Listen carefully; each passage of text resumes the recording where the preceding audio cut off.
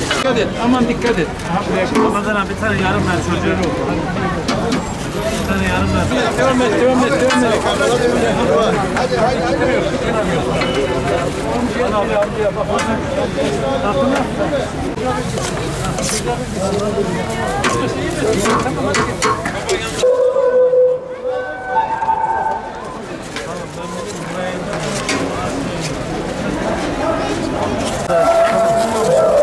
Abi 300 götüreyim. Bir dakika. Olmaz da oğlum. Bir.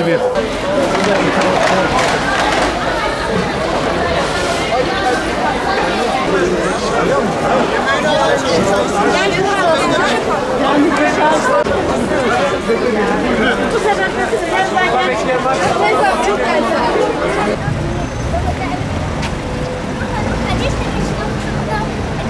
Ramazan'ın ilk gününde, ilk iftarında Kernek Meydanı'nda Türkiye Diyanet Vakfı, Diyanet İşleri Başkanlığımız koordinesinde kurmuş olduğumuz iftar çadırındayız. 1500 kardeşimize iftar yemeği ikram etmiş olacağız. Bunun yanında iftardan sonra yavrularımıza yönelik olarak, çocuklarımıza yönelik olarak etkinlikler tertip edeceğiz. Görevli arkadaşlarımız vasıtasıyla. Aynı zamanda değişik iftardan sonra da çay ve farklı ikramlarda bulunmaya gayret sarf edeceğiz. Bir nebze olsun Malatyalı kardeşlerimizin yaralarını sarmak, depremin izlerini yok etmek adına onların yanında olduğumuzu göstermenin bir göstergesidir. Bir kaynaşmadır. Bu kaynaşmayı beraberce yapıyoruz. Bu akşam Diyanet İşleri Başkanlığı, Türkiye Diyanet Vakfı yurt içinde ve yurt dışında organizasyonlar yapmaktadır. Aynı zamanda Diyanet İşleri Başkanlığı'nın yurt dışında yapıları bulunmaktadır. Beraber koordineli çalışmış olduğu yapıları. Bu vesileyle Malatyalı kardeşlerimize ve diğer deprem bölgelerindeki kardeşlerimize oradan yardım ve desteklerini göndermek isteyen kardeşlerimize de imkan tanımak adına bu akşam bizlerin iftarına üstlenen ve bizlere ta uzak noktalardan İsveç'ten gelen kardeşlerimiz, İsveç'ten emanetlerini bizlere gönderen kardeşlerimizin burada iftar çadırında ev sahipliğinde şu an iftarlarımızı açacağız, oruçlarımızı açacağız.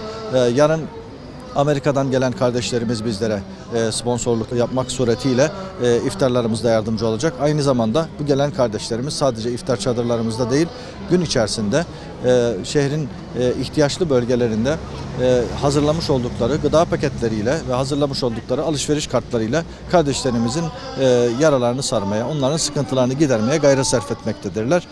Allah kabul eylesin. Bu kardeşlerimize hayırlarını emanet eden kardeşlerimizin hayırlarını Yüce Mevlam kabul eylesin. Rabbim hepsinin sayılarını artırsın.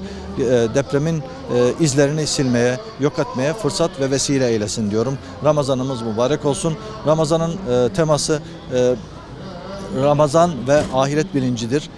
İnşallah bizler ahiret bilinciyle bütün davranışlarımızı Ramazan vesilesiyle tekrar bir daha gözden geçirmiş olacağız.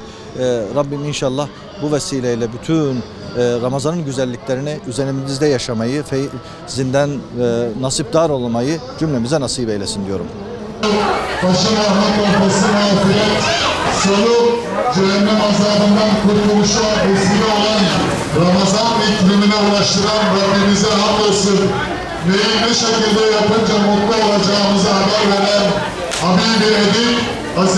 Muhammed Aleyhisselatü Vesselam'a sayısız ve sonsuz tazimlerimizi arz ediyoruz. Rabbim nasip eylesin inşallah. Biz diyoruz, hayır olsun. Rabbim her birinizin Ramazan'dan müstefik kılsın. İlk önümüzde, ilk programımızı Allah'ın kelamı olan Kur'an-ı Kerim ile bu ayda yeryüzüne inen Kur'an-ı Kerim tilavetiyle gerçekleştir.